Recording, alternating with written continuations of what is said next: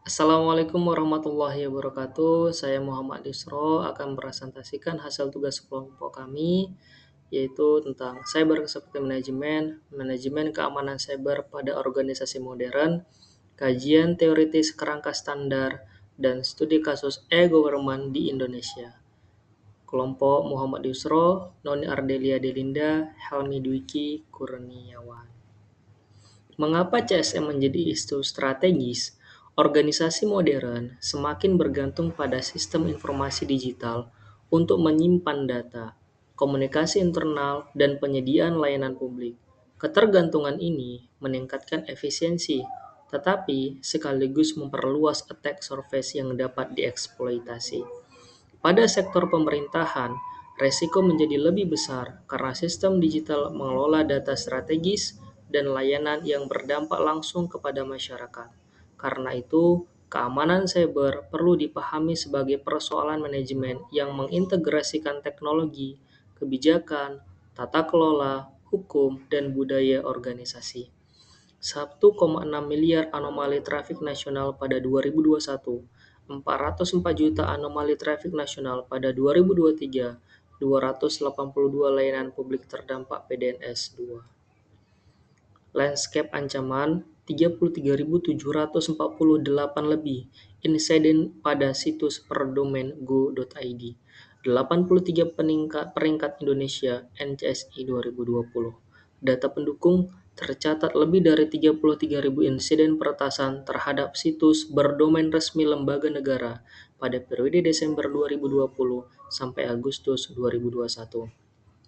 Pada saat yang sama, National Cyber Security Index 2020 menempatkan Indonesia pada peringkat ke-83, sedangkan Malaysia berada pada peringkat ke-19 dan Singapura pada peringkat ke-29.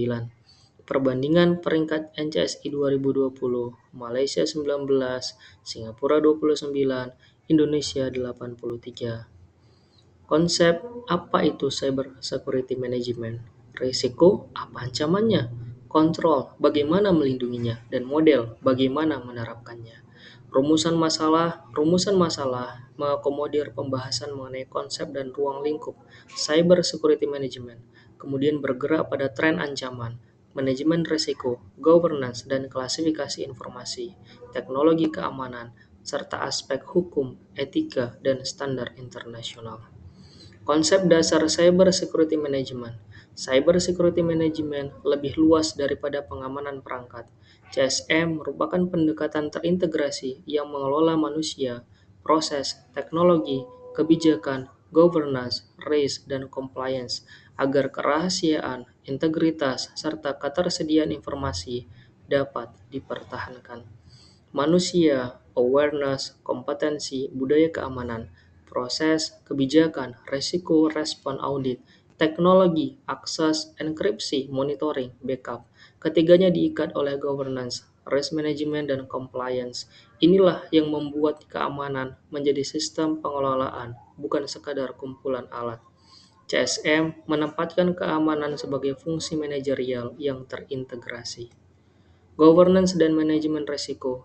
Manajemen risiko membantu organisasi menentukan apa yang paling perlu dilindungi, ancaman apa yang mungkin terjadi, dan konsekuensi apa yang muncul apabila risiko terrealisasi.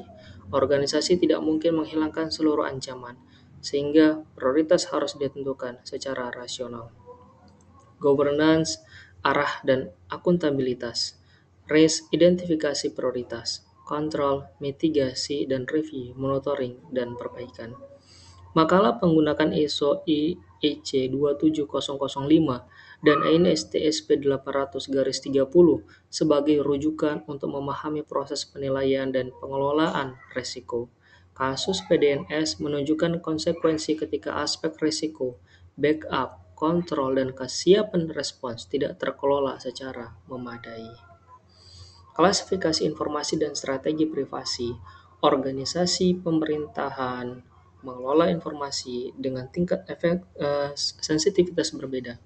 Karena itu, klasifikasi diperlukan agar organisasi dapat menentukan hak akses, cara penyimpanan, mekanisme berbagi, dan kontrol yang sesuai. Kategori publik contoh informasi layanan dan kebijakan. kontrol utama, integritas, dan ketersediaan. Kategori internal contoh dokumen operasional. Kontrol utama akses terbatas. Kategori rahasia contoh data strategis. Kontrol utama akses ketat dan enkripsi. Kategori sangat rahasia contoh data pribadi sensitif, aset kritis. Kontrol utama least privilege, enkripsi, monitoring. Undang-Undang KIP dan Undang-Undang PDB menunjukkan bahwa terbuka tidak berarti semua informasi boleh dibuka. Keamanan informasi harus mampu menjaga batas antara kepentingan publik dan hak atas perlindungan data. Teknologi keamanan data dan jaringan.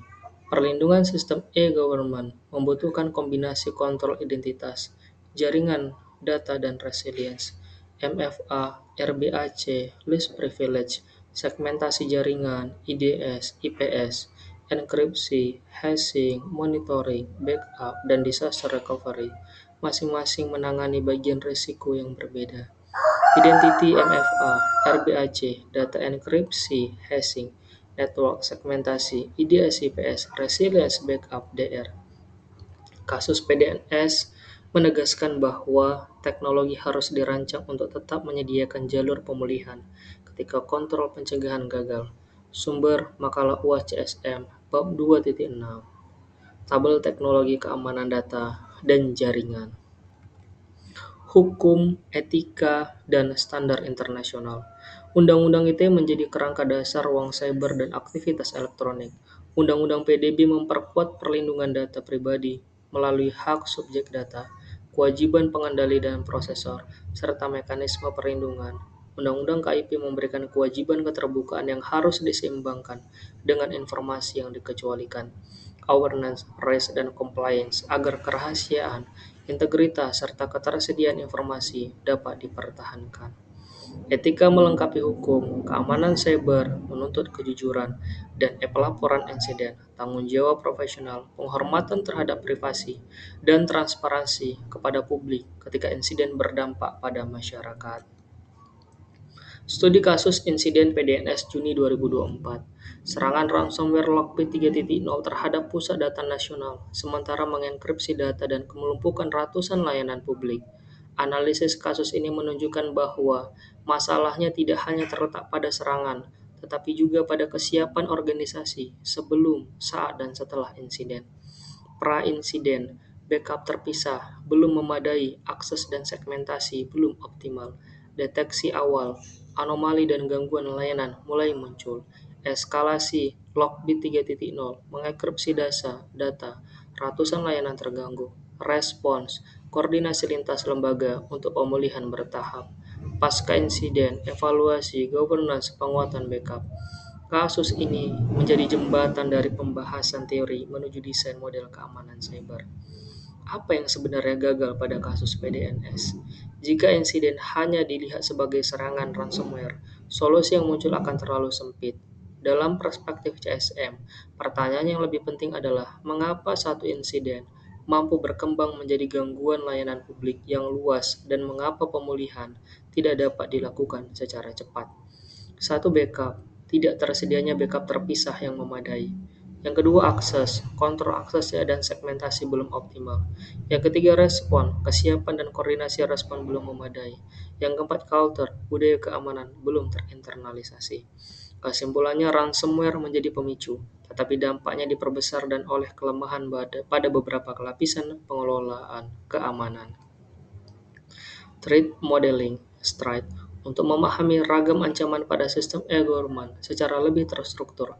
Makalah menggunakan STRIDE, spoofing, tampering, repudiation, information disclosure, denial of service, dan elevation of privilege. Threat-nya spoofing, contohnya pemalsuan identitas dan mitigasi adalah MFA. Tampering, contohnya perubahan data, mitigasi digital signature atau hashing.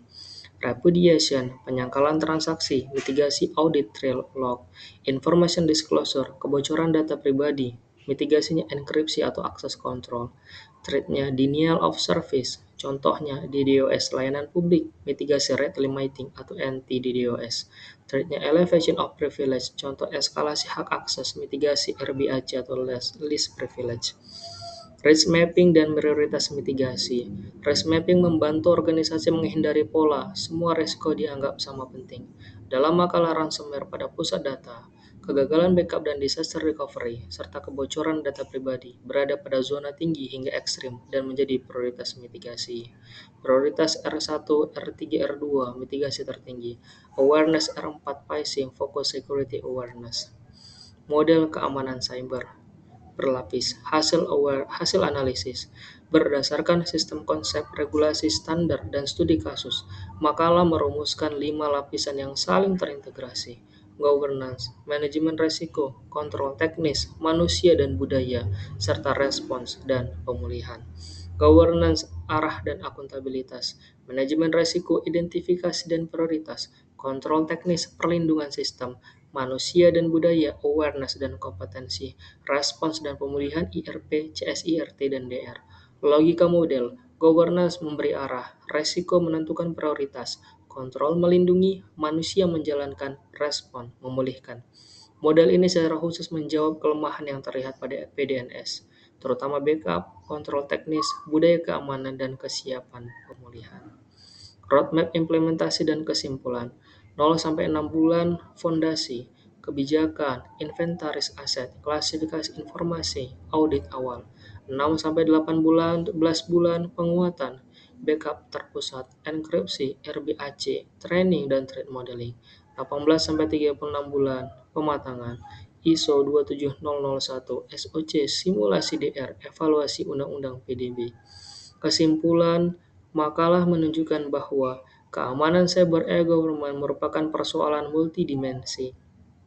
Ancaman tidak cukup dijawab dengan teknologi, karena ketahanan juga ditentukan oleh governance, manajemen risiko, manusia, proses, dan kemampuan pemulihan. Mencegah, mendeteksi, merespon, memulihkan. Tujuan akhirnya bukanlah sistem yang mustahil diserang, tetapi organisasi yang mampu tetap tangguh ketika serangan terjadi. Demikian presentasi saya. Lebih dan kurang mohon maaf. Assalamualaikum warahmatullahi wabarakatuh.